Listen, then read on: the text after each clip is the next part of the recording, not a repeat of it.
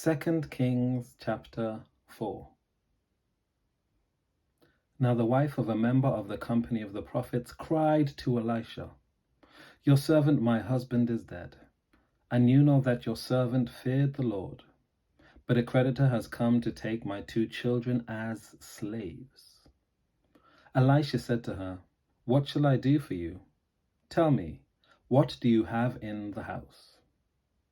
She answered, "Your servant has nothing in the house except a jar of oil." He said, "Go outside, borrow vessels from all your neighbors, empty vessels, and not just a few. Then go in and shut the door behind you and your children, and start pouring into all these vessels. When each is full, set it aside." So she left him and shut the door behind her and her children. They kept bringing vessels to her, and she kept pouring. When the vessels were full, she said to her son, "Bring me another vessel." But he said to her, "There are no more." Then the oil stopped flowing. She came and told the man of God, and he said, "Go sell the oil and pay your debts, and you and your children can live on the rest." One day Elisha was passing through Shunem, where a wealthy woman lived, who urged him to have a meal. So whenever he passed that way, he would stop there for a meal. She said to her husband, "Look, I am sure that this man who regularly passes our way is a holy man of God. Let us make a small roof chamber with walls, and put there for him a bed, a table, a chair, and a lamp, so that he can stay there whenever he comes to us." One day, when he came there, he went up to the chamber and lay down there. He said to his servant Gehazi, "Call the Shunammite woman." When he had called her, she stood before him. He said to him, "Say to her, since you have taken all this trouble for us, what may be done for you? Would you have a word spoken on your behalf to the king or to the commander of the army?" She answered, "I live among my own people." He said, "What then may be done for her?" Gehazi answered, "Well, she has no son and her husband is old." He said, "Call her." When he had called her, she stood at the door. He said, "At this season, in due time, you shall embrace a son." She replied, "No, my lord, O man of God, do not deceive your servant."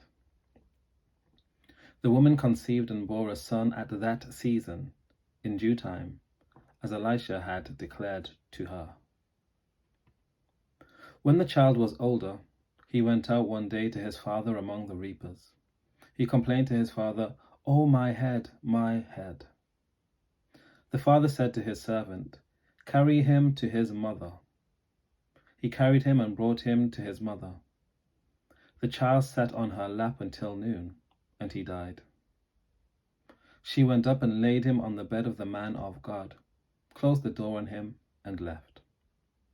Then she called to her husband and said, "Send me one of the servants and one of the donkeys, so that I may quickly go to the man of God and come back again." He said, "Why go to him today? It is neither new moon nor Sabbath." She said, "It will be all right." Then she saddled the donkey and said to her servant, "Urge the animal on. Do not hold back for me unless I tell you." So she set out and came to the man of God at Mount Carmel. When the man of God saw her coming, he said to Gehazi his servant, "Look, there is the Shunammite woman. Run at once to meet her and say to her, 'Are you all right? Is your husband all right? Is the child all right?'" She answered, "It is all right." When she came to the man of God at the mountain, she caught hold of his feet. Gehazi approached to push her away, but the man of God said, "Let her alone, for she is in bitter distress. The Lord has hidden it from me and has not told me." Then she said, "Did I ask my Lord for a son? Did I not say, 'Do not mislead me'?" He said to Gehazi, "Gird up your loins and take my staff in your hand and go." If you meet anyone, give no greeting. If anyone greets you, do not answer. And lay my staff on the face of the child." Then the mother of the child said, "As the Lord lives, and as you yourself live, I will not leave without you." So he rose up and followed her. Gehazi went on ahead and laid the staff on the face of the child, but there was no sound or sign of life. He came back to meet him and told him, "The child has not awakened." When Elisha came into the house, he saw the child lying dead on his bed. So he went in and closed the door on the two of them and prayed to the Lord. Then he got up on the bed and laid upon the child, putting his mouth upon his mouth, his eyes upon his eyes, and his hands upon his hands. And while he lay bent over him, the flesh of the child became warm. He got down, walked once to and fro in the room, then got up again and bent over him. The child sneezed 7 times, and the child opened his eyes. Elisha summoned Gehazi and said, "Call the Shunammite woman." So he called her. When she came to him, he said, "Take your son." She came and fell at his feet, bowing to the ground. Then she took her son and left. When Elisha returned to Gilgal, there was a famine in the land. As the company of prophets was sitting before him, he said to his servant, "Put the large pot on and make some stew for the company of prophets." One of them went out into the field to gather herbs. He found a wild vine and gathered from it a lapful of wild gourds, and came and cut them up into the pot of stew, not knowing what they were. They served some for the men to eat. But while they were eating the stew, they cried out, "O man of God, there is death in the pot." They could not eat it. He said, "Then bring some flour." He threw it in the pot and said, "Serve the people and let them eat." And there was nothing harmful in the pot.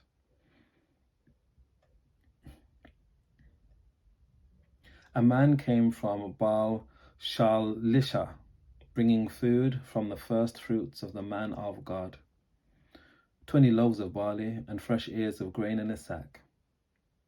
Elisha said, "Give it to the people and let them eat." But his servant said, "How can I set this before 100 people?" So he repeated, "Give it to the people and let them eat. For thus says the Lord, they shall eat and have some left." He set it before them. They ate and had some left, according to the word of the Lord. 2 Samuel chapter 5. Naaman, commander of the army of the king of Aram, was a great man and in high favor with his master, because by him the Lord had given victory to Aram. The man, though a mighty warrior, suffered from leprosy. Now the Arameans, on one of their raids, had taken a young girl captive from the land of Israel, and she served Naaman's wife. She said to her mistress, "If only my Lord were with the prophet who is in Samaria, he would cure him of his leprosy." So Naaman went in and told his Lord just what the girl from the land of Israel had said. And the king of Aram said, "Go then, and I will send along a letter to the king of Israel." He went, taking with him 10 talents of silver, 6,000 shekels of gold, and 10 sets of garments. He brought the letter to the king of Israel, which read, "When this letter reaches you, know that I have sent to you my servant Naaman, that you may cure him of his leprosy." When the king of Israel read the letter, he tore his clothes and said, "Am I God to give death or life, that this man sends word to me to cure a man of his leprosy? Just look and see how he is trying to pick a quarrel with me." But when Elisha, the man of God, heard that the king of Israel had torn his clothes, he sent a message to the king, "Why have you torn your clothes? Let him come to me, that he may learn that there is a prophet in Israel." So Naaman came with his horses and chariots and halted at the entrance of Elisha's house. Elisha sent a messenger to him, saying, Go, wash in the Jordan 7 times, and your flesh shall be restored, and you shall be clean. But Naaman became angry and went away, saying, I thought that for me he would surely come out and stand and call on the name of the Lord his God, and would wave his hand over the spot and cure the leprosy. Are not Abana and Pharpar, the rivers of Damascus, better than all the waters of Israel? Could I not wash in them and be clean? He turned and went away in a rage. But his servants approached and said to him, Father, if the prophet had commanded you to do something difficult, would you not have done it? How much more when all he said to you was, Wash and be clean? So he went down and immersed himself 7 times in the Jordan, according to the word of the man of God. His flesh was restored like the flesh of a young boy, and he was clean. Then he returned to the man of God, he and his company. He came and stood before him and said, Now I know that there is no God in all the earth except in Israel. Please accept a present from your servant. But he said, As the Lord lives, whom I serve, I will accept nothing. He urged him to accept, but he refused. Then Naaman said, If not, please let 2 mule loads of earth be given to your servant. For your servant will no longer offer burnt offerings or sacrifice to any god except the Lord. But may the Lord pardon your servant on 1 count. When my master goes into the house of Rimmon to worship there, leaning on my arm, and I bow down in the house of Rimmon, when I do bow down in the house of Rimmon, may the Lord pardon your servant on this 1 count. He said to him, Go in peace.